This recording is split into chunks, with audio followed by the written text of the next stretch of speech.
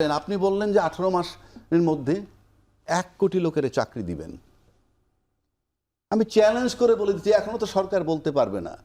হ্যাঁ, আমরা বাজেটে তো বলেছিলাম যে সরকারের 6.5% জিডিপি প্রবৃদ্ধির কথা বলা হয়েছিল। এখন বোধহয় 2 পয়েন্ট সামথিং। তো ওই চ্যালেঞ্জ কিভাবে নিবে যদি আপনি এই বেচা কেনা করতে পারেন, ব্যবসা করতে না পারেন, বিনিয়োগ না হয়, তাহলে এই জিডিপি কিভাবে আমরা অর্জন করব? এই রাষ্ট্রটা যখন আপনি চালাইতে যাবেন, জি, আপনি রাষ্ট্র যখন চালাইতে যাচ্ছেন তখন আপনি পিকনিক মনে করতেছেন না দায়িত্ব মনে করতেছেন? দায়িত্ব। দায়িত্ব। যারা আজকে দায়িত্ব পাইছেন, আপনি আমার মানে এখানে ডকুমেন্ট লাগবে না। এই নির্বাচনে পাশ করার আগে বা 5ই আগস্টের পর থেকে যদি বা 5ই আগস্ট আগে যদি যান, কারণ 5ই আগস্টের পরে কি হয়েছে নিশ্চিত তারা আমরা ক্ষমতা আসবো, এবং এটা যৌক্তিক অযৌক্তিক না। 5ই আগস্টের আগে যে 16 বছর ছিল সেই এদের ছবি আপনাদের মনে আছে? সব মনে আছে। প্রত্যেকের শরীর গ্লেজ বাড়ছে কিনা সেটা আগে বলেন। চ্যালেঞ্জ করলাম আপনাকে, বলেন। সৎ সাহস থাকলে বলেন। বেড়েছে। কারণ কি? বিকজ আপনি রেসপন্সিবিলিটি নেননি। আপনি পিকনিক করতে আসছেন, আপনার কাছে মনে হচ্ছে যে ইয়েস ক্ষমতায় যাবো, এনজয় দ্য পাওয়ার। আপনি যখন পাওয়ার এনজয় করবেন তখন মাথা যেগুলো সব ঝেড়ে ফেলে দিচ্ছেন। আমি নিশ্চিত করে বলে দিচ্ছি ওনারা মাথাটা ঝেড়ে ফেলছে। কথার খাতিরে কথা বলতে হয় কেন? আপনি বলেন তো, 20,000 কিলোমিটার খাল খনন করবে বলছিল, বলেন কয় কিলোমিটার হয়েছে? আচ্ছা, এভরিডে 11 কিলোমিটার হয়, এভরিডে 5 বছর মেয়াদে। তো 6 মাসে কতটুকু খাল খনন করছে? তখন আপনি ঘোষণা দিলেন, আর এখন খাল খনন করতে কোটি কোটি টাকা লাগে।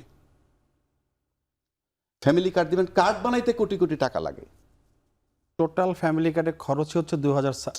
আমি বলছি কার্ড বানাইতে টাকা লাগে, বানাতে, প্রক্রিয়া করতে, হ্যাঁ, তো ট্রেনিং, আপনি এটা হিসাব অফিসাররা মাঠে যাবে, হ্যাঁ, দেখবে, হ্যাঁ, তো শীট তৈরি করবে। তো কার্ড বানাইতে যে টাকা লাগে সেটা দিয়ে তো 5,000 2000 কোটি টাকার মতো খরচ। তো কার্ড বানাইতে যে টাকা লাগে সেই টাকা দিয়েই তো পার হেড 2 লক্ষ টাকা ব্যয় করে অন্তত 20 লাখ লোক বিদেশে পাঠানো যায় ট্রেনিং দিয়ে।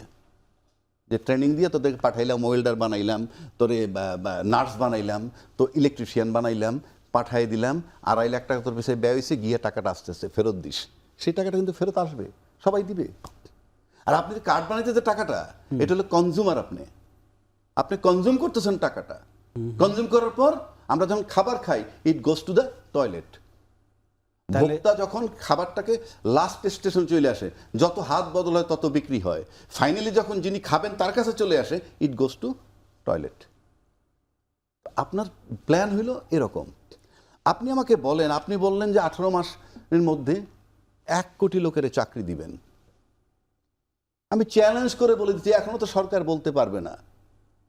কোন লোকটা দায়িত্বশীল যে কালকে সকালে বলবে যে আমাদের ভ্যাকেন্সি আছে এতগুলা, আমাদের লোক এই পরিমাণ দরকার? আছে আপনার কাছে কোনো ডেটা? এটাই তো, বিনিয়োগিত নাই। আপনার কর্মসংস্থান কোথা থেকে আপনি দিবেন? আপনার তো আগে, আরে কি আশ্চর্য, আপনি তো শূন্যস্থান পূরণ করি না আমরা? পরীক্ষার খাতায় দিছেন একটা সেন্টেন্স লাই 2-3টা ড্যাশ দেয়, তাহলে 3টা শব্দ বসবে। আপনার কাছে কি আদৌ জরুরি? চ্যালেঞ্জ করলাম আমি যে সরকারের কাছে কি চ্যালেঞ্জ আছে যে আমার কতটা ভ্যাকেন্সি খালি আছে, নাকি আপনি আন্দাজে লোক চাকরি দিবেন? কি বিষয় কি? এখন টিকে থাকাই তো মুশকিল, চাকরি কোথা থেকে দিবে? আপনি বলেন না আপনার চাকরি কোটাটা কোথায়, মানে আপনার জায়গাটা কোথায়, বসাবেন কোথায়, সেই জরিপ আপনার কাছে আছে? উদ্ভট কথা বলেন। এটা জাস্ট পিকনিক। একটা লোকের চেহারা গ্লেজ নষ্ট হয় নাই। ওই সময় গ্লেজ নষ্ট হয় যখন একটা সন্দেহ, এই আমার মন্ত্রণালয় বোধহয় যাচ্ছে, এরকম একটা হুমকি যখন আসে, একটা বাতাস যখন আসে, 3 দিনে গ্লেজ নষ্ট হয়ে যায় একটা মন্ত্রীর। আজকে যদি মাননীয় প্রধানমন্ত্রী বলে আমি একটা মন্ত্রীতে রদবদল করব, আপনি দেখবেন অলমোস্ট 5-7টা মন্ত্রী খুঁজে পাবেন যে তার চেহারা গ্লেজটা নষ্ট হয়ে গেছে। 5 দিন পর সেটেল হয়ে গেলে মন্ত্রিত্ব আছে, হ্যাঁ আবার গ্লেজ আসে।